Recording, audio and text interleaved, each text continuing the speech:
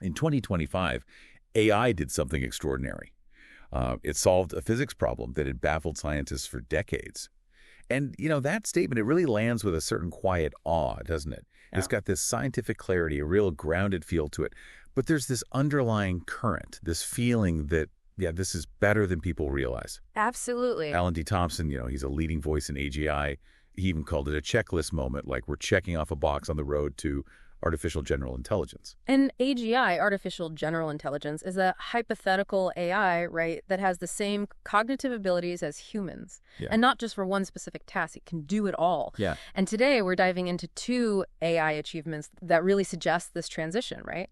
Going from AI as just a really, really good tool to AI that can actually discover new things could be happening much faster than we think. Yeah, it's moving fast. The 2 breakthroughs that really caught our eye are the AI that cracked the code of the one-dimensional J1, J2 Q-state POTS model, which really, if you're not a physicist, it just sounds like a bunch of letters and numbers. Right. And this AI that designs these crazy, novel nanolattice materials.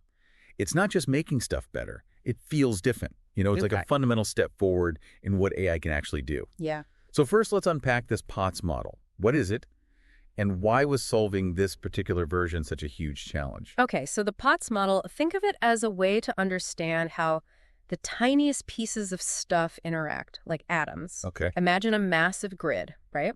And at every point on this grid, there's a tiny little arrow, what we call a spin. Now, this spin, it can point in a bunch of different directions or be in a certain number of states. Got it. The most basic POTS model helps us figure out how these spins are going to line up with their neighbors. Okay. Which is super important for understanding stuff like magnets and how solids are structured. Okay. It's actually a more complex version of an earlier model, the Ising model. Okay. And in that one, the spins could only be in one of 2 states, like up or down. Got it.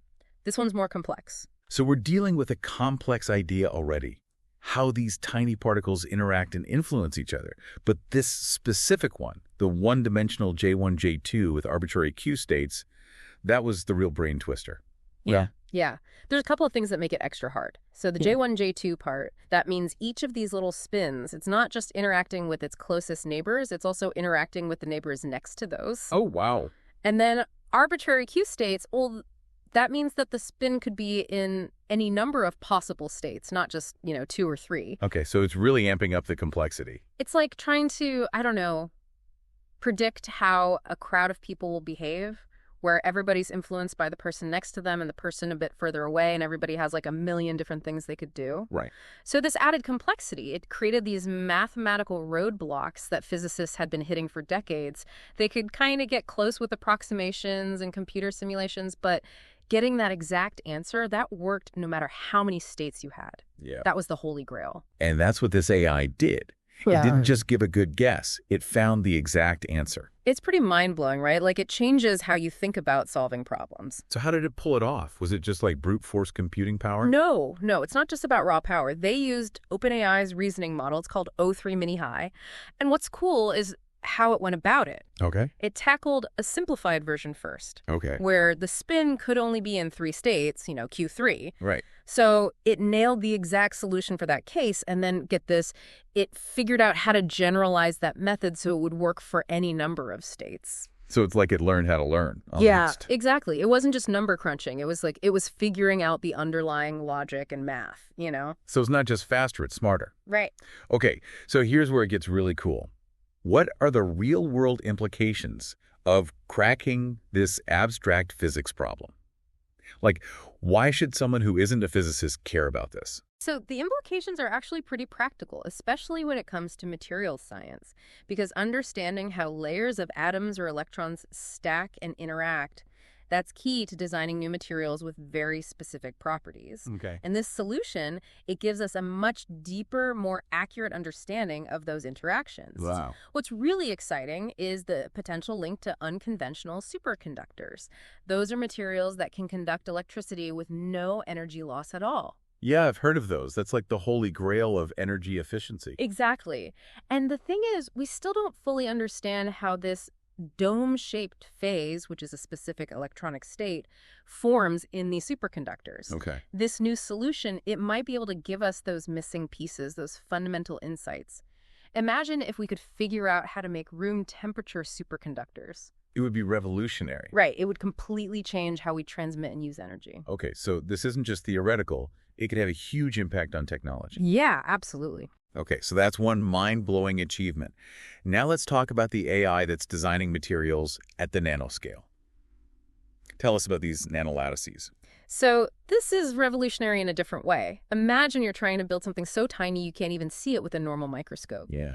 Now imagine designing these totally new geometric patterns for that structure, patterns that human engineers haven't even thought of. Right. That's what this AI, a collaboration between the University of Toronto and Caltech, has done. So instead of scientists tweaking existing designs, the AI is coming up with completely new blueprints. That's it. It's Yeah. like, hey, what about this completely different structure, you know? Well, Traditional material science, it's all about trial and error, mixing things up, testing them out, and slowly refining the designs. right. But this AI, it went a different route. It learned the basic principles of material strength and weight, Okay. and then it proposed these completely new geometries for the internal structure of the material.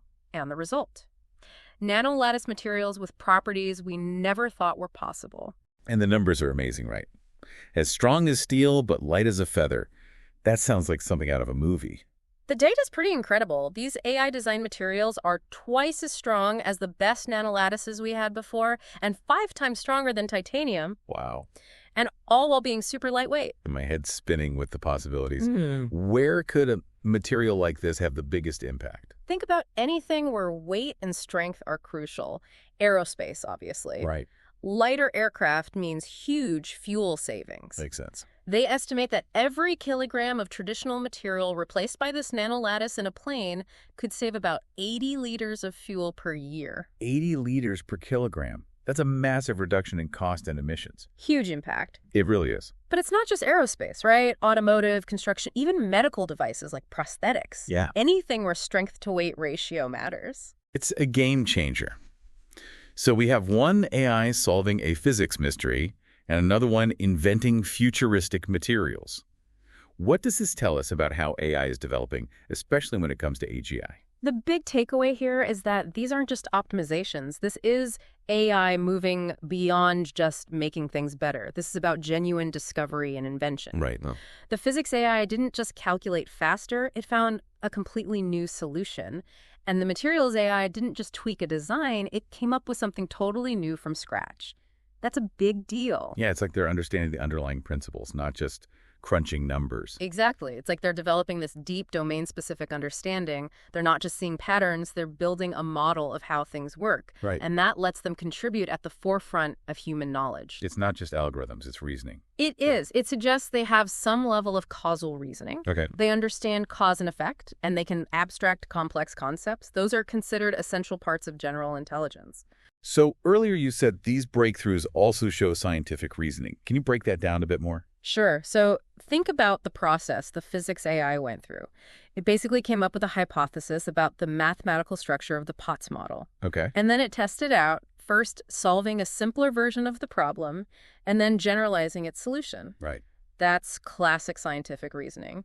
Propose an idea, then rigorously test it. And that's exactly what scientists do. Exactly. Amazing. And the materials AI, based on what it learned about materials, it proposed these new designs and basically predicted how they would perform. Right. And when those predictions were confirmed through testing, well, that's basically scientific theory development. Yeah, that's wild. It's not just predicting, it's explaining and innovating. Exactly. Which brings us back to Alan D. Thompson and his AGI checklist. Why did he single out the physics breakthrough as such a big deal? Well, Dr. Thompson, his whole thing is identifying the capabilities that would signal the emergence of true AGI. His checklist outlines all these cognitive abilities an AGI would likely have. And the fact that solving this physics problem was on that checklist, that tells us something, right? It does. It means he sees it as a key indicator of progress. So cracking a previously unsolved scientific problem, that's a big step towards AGI. It is. It suggests a move from narrow AI that's really good at one specific thing, to AI that can reason, learn, and solve problems across a much wider range of domains, maybe even areas it wasn't specifically trained on. So zooming out a bit, what do these breakthroughs mean for the future of science and technology? One of the biggest shifts is that we're going from AI as a knowledge retrieval tool, just sifting through information, to AI as a knowledge creator. Okay, so it's not just analyzing, it's creating. Yeah, it's generating new insights and solutions that humans haven't discovered yet. That's huge. What fields do you think will benefit the most from this? Fields that are struggling with really complex problems, drug discovery is a good example. It involves this massive landscape of potential chemical compounds. Right. AI, with these capabilities, could potentially find new drug candidates much faster than traditional methods. Makes sense. And climate science, sustainable energy, even fundamental questions in biology. Okay. All of these fields could see huge advancements. And what about the timeline for AGI itself? Are we closer than we thought? Well, these breakthroughs are definitely making people rethink those timelines. The speed at which AI is developing these advanced cognitive abilities suggests that some aspects of general intelligence might be emerging faster than predicted. Okay. We're not there yet, but we might be getting there sooner than we thought. So no sentient robots walking around just yet, but these breakthroughs are a pretty big deal. Absolutely. They highlight this shift in AI's abilities, moving beyond optimization to genuine creativity, abstraction, and scientific reasoning. And the potential for AI to not just process information, but to actually push the boundaries of human knowledge is incredible. It is. It really makes you think. These seemingly quiet breakthroughs in physics and material science, could they be the first signs of a much bigger change in how we understand intelligence and discovery? Right. What other seemingly small technical achievements are happening right now that might be pointing towards an equally significant shift in our world? It's definitely something to think about. Well, sure.